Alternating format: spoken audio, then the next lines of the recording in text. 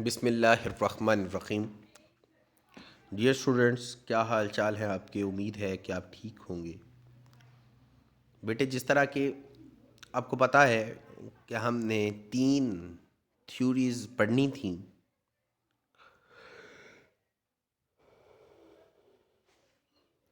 और last time हम VSEPR theory पढ़ चुके हैं। आज जो थ्योरी हम डिस्कस करने जा रहे हैं वो वैलेंस बॉन्ड थ्योरी यानी कि वीबीटी है। बट वेस्पर के बाद वीबीटी देने की ज़रूरत क्यों पेश आई और वीबीटी है क्या? ये दो चीज़ें हम यहाँ पे डिस्कस करने की कोशिश करेंगे। तो सबसे पहली लाइन में ही वो वेस्पर को निग्लेक्ट करने की वजह बताता है। यानी कि जो मेरा पहला सवाल था कि जब वेस्पर बता दी गई थी शेप्स के लिए, तो वीबीटी आने की क्या जरूरत थी, वैलेंस बॉन्ड थ्योरी क्यों दी गई? तो बेटा वो अपनी पहली लाइन में ही इस क्वेश्चन का आंसर देता है। कहता है वेस्पर थ्योरी प्रिडिक्ट पेशन गोई कर रहा था and explain the shape of molecule. बेटा वो कहता है वो वेस्पर जो है वो पेशन गोई करता है और एक्सप्लेन कर रहा था किस बात को, शेप ऑफ मालिक्यूल को। उसने कहा वो सिर्फ शेप ऑफ मालिक्यूल को एक्सप्लेन कर रहा था, but does not give the reason for the formation of bond. बेटा वो ये नहीं बताता था कि बॉन्ड क्यों बनता है। यानी कि उसने ये तो बता दिया कि वेस्पर के अंदर शेप क्या होगी, ज्योमेट्री क्या होगी, कहाँ पे कौन सा एटम लगा होगा, ये वाली चीज़ें तो वेस्पर ने बता दी। लेकिन वीबीटी वाले ने कहा कि ऐसी वीबीटी जो है वो इसलिए ज़रूरी है क्योंकि उसने रीज़न ऑफ बॉन्ड फॉर्मेशन नहीं बताई। उसने ये नहीं बताया कि बॉन्ड बनेगा क्यों। तो VBT is concern with the both formation of bond and the shape of molecule. अब जो वीबीटी है इसने क्या किया, इसने दोनों चीज़ों को एक्सप्लेन करने की कोशिश की कि reason of bond formation, bond क्यों बनता है, एंड शेप ऑफ मॉलिक्यूल, और उसकी शेप क्या होगी। और सबसे अहम बात यह है कि this method of describing a covalent bond considering the molecule as the combination of atom. यानी कि उसने कहा ये वीबीटी सिर्फ हम एक्सप्लेन करेंगे कि इनके लिए जिनमें कोवेलेंट बॉन्ड बनता है, जिनमें एटम शेयर होते हैं। According to the quantum mechanical approach, ये न्यू थ्योरी है क्वांटम की, क्या कोवेलेंट बॉन्ड इज फॉर्म्ड। कहता है कोवेलेंट बॉन्ड सिर्फ बनता तब है when the half filled orbital, आधा मुकम्मल जो ऑर्बिटल है, इन द आउटर और वैलेंस शेल, उनके जो बाहर वाला वैलेंस शेल होता है, of two atom are overlap. कहता है कि जब दो एटम जिनके शेल जो है वो हाफली फील्ड हों, फुल फील्ड ना हुए हों, तो वो वाले शेल्स क्या करते हैं, एक दूसरे के साथ क्या कर लेते हैं, ओवरलैप कर लेते हैं, एक दूसरे के ऊपर ओवरलैपिंग कर लेते हैं। जिस तरह ये दिखाया गया, ये लहदा लहदा था, तो यहाँ पे देखें ये क्या कर लिया, ओवरलैपिंग। थोड़ा सा ये वाला हिस्सा मिल गया, थोड़ा सा उस एटम का मिल गया, तो यहाँ पे क्या हो गया, ओवरलैपिंग। तो उसने कहा है कि ये तब होता है जब दो एटम आपस में क्या करते हैं, ओवरलैपिंग कर लेते हैं। यहाँ तक बात समझ आती है? अच्छा जी। So that the pair of electron, कहते हैं जब ओवरलैपिंग कर लेंगे एक हाफ और दूसरा हाफ, तो पेयर ऑफ इलेक्ट्रॉन बन जाएंगे। One electron from the each atom, एक इलेक्ट्रॉन एक एटम से आएगा, ऑक्यूपाई द ओवरलैप ऑर्बिटल। बेटा वो कहता है कि एक इलेक्ट्रॉन एक एटम से और दूसरा इलेक्ट्रॉन दूसरे एटम से आएगा, और दोनों आपस में क्या कर लेंगे, ओवरलैप कर देंगे। As the result of this overlap, कहते हैं इस रिजल्ट की, ओवरलैप के रिजल्ट में the electron with the opposite spin become the pair to stable themself. कहता है कि ये इलेक्ट्रॉन क्या हो जाएंगे, अपोजिट स्पिन में हो जाएंगे। यानी कि एक क्लॉकवाइज नीचे की तरफ आ रहा होगा और एक ऊपर की तरफ जा रहा होगा, तो दोनों किस में होंगे, अपोजिट स्पिन में होंगे, और ये अपोजिट स्पिन में होने की वजह से ये क्या हो जाएंगे, स्टेबलाइज हो जाएंगे। यानी प्रॉब्लम। अगली बात करता है, कहता है लार्ज द ओवरलैप, कहता है अगर ओवरलैपिंग ज्यादा होगी, द स्ट्रॉन्ग द बॉन्ड, तो बॉन्ड क्या होगा, ज्यादा मजबूत होगा। Essential condition of chemical bonding is the orbital of atom participating in the bond formation just overlap, and the direction of the bond is determined by the direction of two overlapping orbitals। कहता है कि अब इस line में वो ये कह रहा है कि बेटा केमिकल बॉन्डिंग जो है वो बॉन्ड की किस तरह की होगी, पार्टिसिपेट करेगा बॉन्ड फॉर्मेशन के अंदर, बॉन्ड बनेगा, मस्ट ओवरलैप, उसमें बॉन्ड बनने के लिए ऑर्बिटल्स को ओवरलैप होना ज़रूरी है, और direction of bond determine the direction of two overlapping orbital, बॉन्ड किस तरफ को बनेगा, किसकी डायरेक्शन क्या होगी, ये ओवरलैप होने की डायरेक्शन बताएंगे कि एटम का जो सा हिस्सा ओवरलैप कर रहा है वो ही उसको शेप प्रोवाइड करेगा। बहरहाल the formation of few molecule as a result of s and s overlapping कहते हैं 3 तरह की ओवरलैपिंग यहाँ पे हो सकती है। तो पहली यहाँ पे पॉइंट आउट 1 बना सकते हैं कि द फॉर्मेशन ऑफ फ्यू से ये result of s and s overlapping, तो ये एस बाय एस ओवरलैपिंग पहली तरह की ओवरलैपिंग है। दूसरे नंबर की s by and p orbital की ओवरलैपिंग दूसरी तरह की होगी एस और पी ऑर्बिटल। तीसरी तरह की होगी पी एंड पी ऑर्बिटल। ये 3 तरह की जो ओवरलैपिंग है वो हम डिस्कस करेंगे, यानी कि एक एटम का आउटर मोस्ट शेल एस तो दूसरे का बी एस, पहली तरह की ओवरलैपिंग। दूसरी तरह की ओवरलैपिंग होगी जिसमें पहला एस दूसरा P, S and P overlapping. फिर तीसरी तरह की ओवरलैपिंग होगी पी एंड पी ओवरलैपिंग। तो बेटा ये चीज़ें आपको यहाँ पे दिखाई जा रही हैं। तो अब मैं यहाँ पे सिर्फ एक आसानी से बात को एक्सप्लेन करता हूँ। ये देखो एस हाइड्रोजन जो होता है इसका आउटर मोस्ट शेल एस होता है। हाइड्रोजन का इलेक्ट्रॉन कन्फिगरेशन 1s1 होती है। तो ये एक हाइड्रोजन का एटम है, इसकी इलेक्ट्रॉन कन्फिगरेशन 1s1।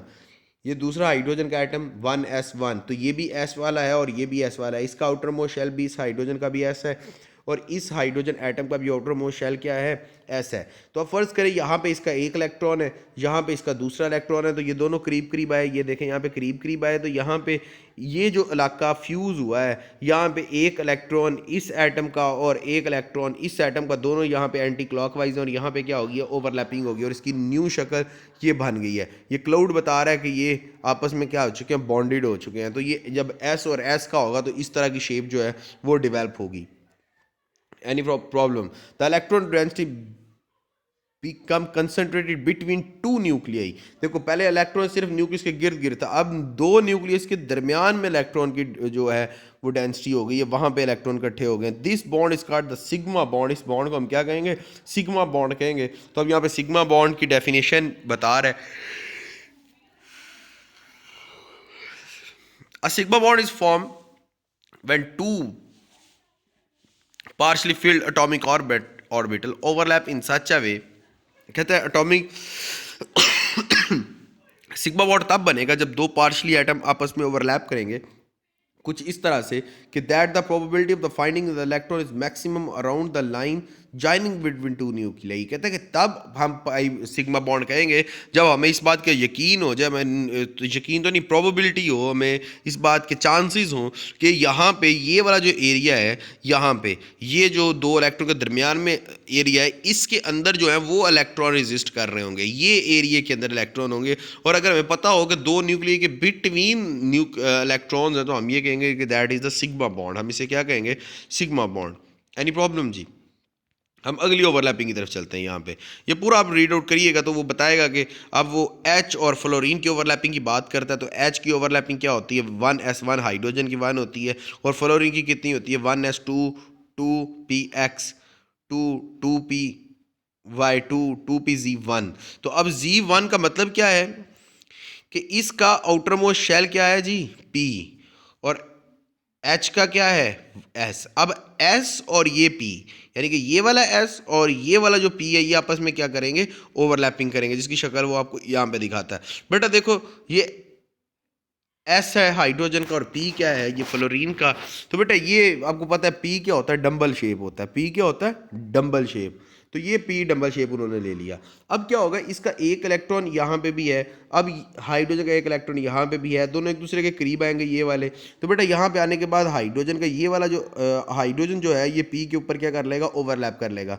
अब ये एरिया वो दिखा रहा है ओवरलैप हो रहा है। जब ओवरलैप हो रहा है तो आप इसे इकट्ठा देखें तो इसकी न्यू शेप इस तरह की बन गई होगी। यहाँ पे आपका हाइड्रोजन है, ये आपका फ्लोरीन है, यहाँ पे बेशक प्लस का निशान डाल सकते हैं तो डाल लें, कोई मसला नहीं है। यहाँ पे प्लस हाइड्रोजन का यानी कि न्यूक्लियस, ये फ्लोरीन का न्यूक्लियस और यहाँ पे इलेक्ट्रॉन्स हो जाएंगे। तो आपकी P बाई P की शेप ये होगी।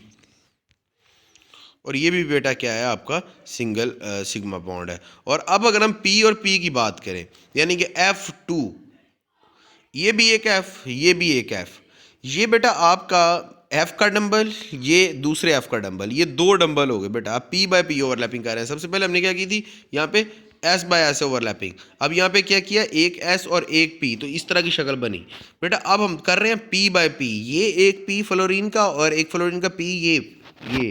अब इसका देखें, एक लूप ये है भाई, एक इसका लूप ये है।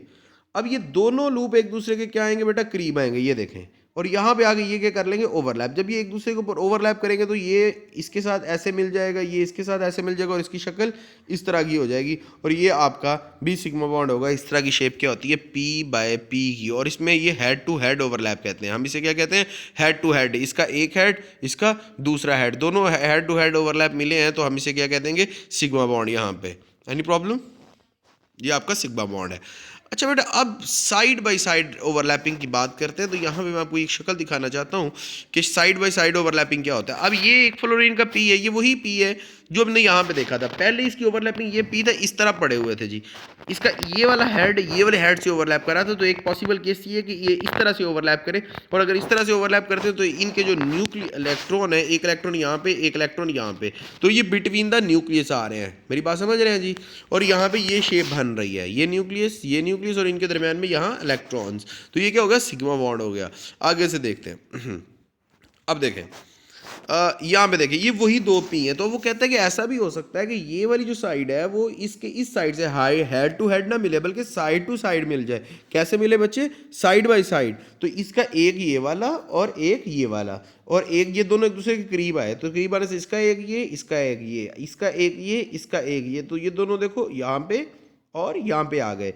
यानी प्रॉब्लम, एक यहाँ पे और एक इलेक्ट्रॉन इसका और एक इलेक्ट्रॉन यहाँ का, यहाँ पे ओवरलैप हुए, एक यहाँ पे ओवरलैप हुए। यानी कि पी का ऊपर वाली साइड ऊपर वाले साइड पी के साथ ओवरलैप की और नीचे वाले नीचे के साथ पी की। अब ये न्यूक्लियस है, इनके ऊपर यहाँ बॉन्ड बना हुआ है, आधा यहाँ पे और आधा यहाँ पे। एक न्यूक्लियस, एक इलेक्ट्रॉन फ्लोरीन का यहाँ है और एक फ्लोरीन का यहाँ है, एक यहाँ पे है और ये एक यहाँ पे है।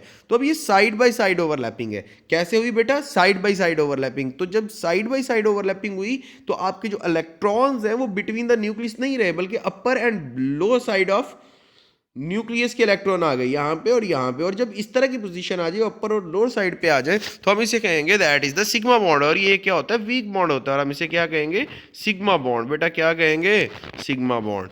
तो इस तरह वो शेप और रीजंस दोनों चीज़ों को डिस्कस कर रहे हैं। इसके बाद हाइब्रिडाइजेशन का कॉन्सेप्ट आएगा, वो हम पढ़ेंगे। लेकिन यहाँ तक आज का टॉपिक हम यहीं पे क्लोज करते हैं। कोई बात हो, कोई प्रॉब्लम हो, बहुत अहम थ्योरी है, कोई चीज़ समझ ना आई हो तो मेरे से पूछ सकते हैं। अपना बहुत सारा ख्याल रखिएगा। अल्लाह हाफिज़, फ़ी अमानिल्लाह।